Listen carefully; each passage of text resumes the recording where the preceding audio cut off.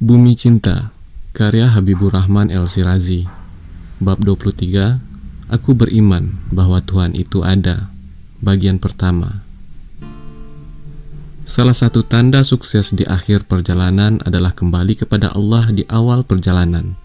Petuah indah Ibnu Atha'illah itu senantiasa terngiang-ngiang di relung hati Muhammad Ayah setiap pagi.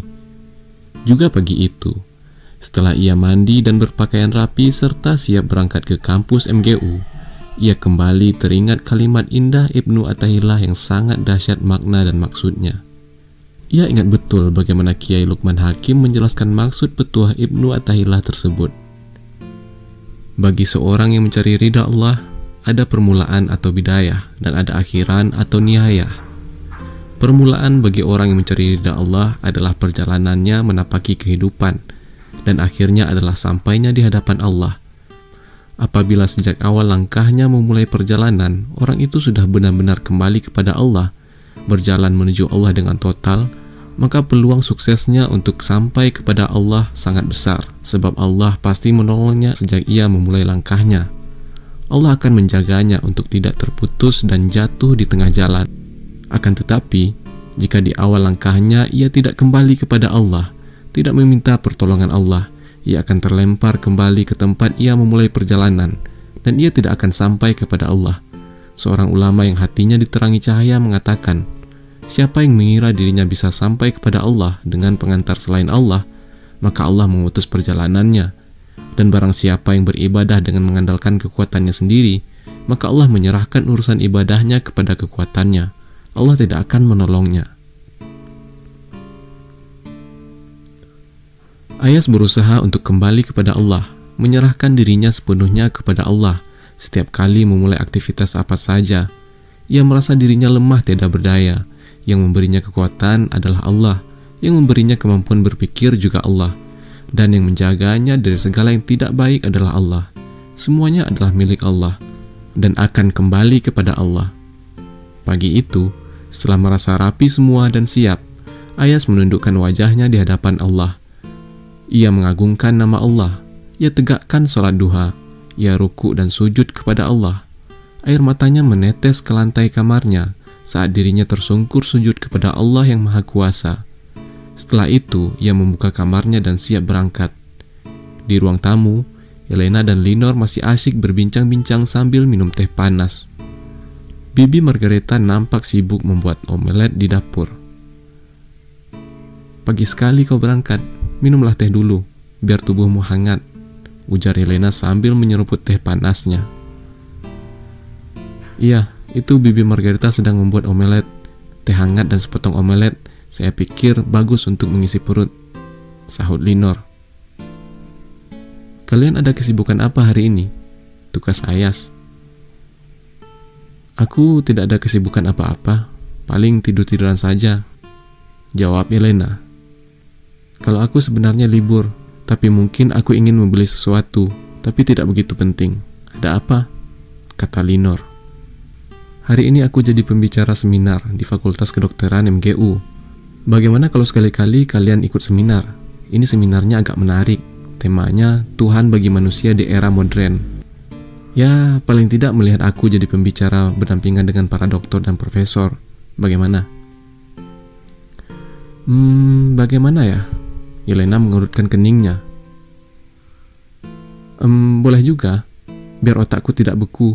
Siapa tahu dari seminar itu ada yang bisa aku tulis jadi berita. Baik, aku ikut, sahut Linor. Baik, kalau Linor ikut, aku ikut juga, ucap Elena sambil memandang ke arah Ayas. Kalau begitu kita berangkat bersama. Aku ikut minum teh dan mengganjal perut dengan omelet dulu. Selesai menyantap omelet, kami bersiap-siap dulu, dan kau tunggu kami sebentar. Kita berangkat pakai mobilku saja. Hari itu entah kenapa Linor tidak sedingin biasanya.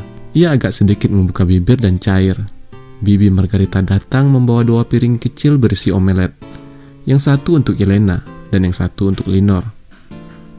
Bibi, tolong buatkan satu lagi untuk Ayas, pinta Elena. Baik, dengan senang hati, jawab Bibi Margareta dengan mata berbinar. BMW SUV X5 hitam berjalan perlahan meninggalkan Panfilovsky Prolog. Mobil itu meluncur ke selatan melalui jalan lingkar dan sampai akhirnya mendekati kampus MGU. Ini kali pertama kita jalan bertiga. Entah kenapa aku merasa senang dengan kebersamaan seperti ini, seperti sebuah keluarga, ujar Yelena sambil memandang ke depan, ke jalan yang halus, yang kanan kirinya seperti dibungkus salju. Yelena duduk di depan di samping Linor yang mengemudikan mobil, sementara Ayas duduk di belakang sendirian.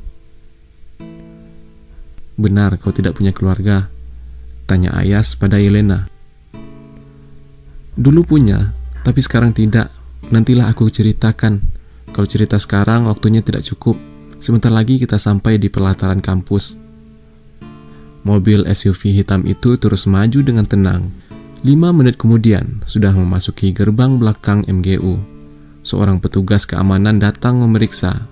Ayas menunjukkan kartunya. Petugas itu mempersilahkan masuk. Begitu turun dari mobil, Ayas mengontak Dr. Anastasia Palazzo, memberitahukan kalau dirinya langsung ke Fakultas Kedokteran, tidak mampir ke ruangan Profesor Tomsky seperti yang disepakati. Mereka bergegas ke auditorium utama Fakultas Kedokteran, tempat di mana seminar diadakan. Puluhan orang datang, tetapi semua pembicara belum datang, kecuali Ayas. Yelena melihat pamflet yang ditempel di papan pengumuman. Ia menjerit lirih. "Wah, pembicaranya ada Viktor Murasov. Pasti nanti seru seminarnya. Tapi nama Ayas sama sekali tidak tercantum di sini."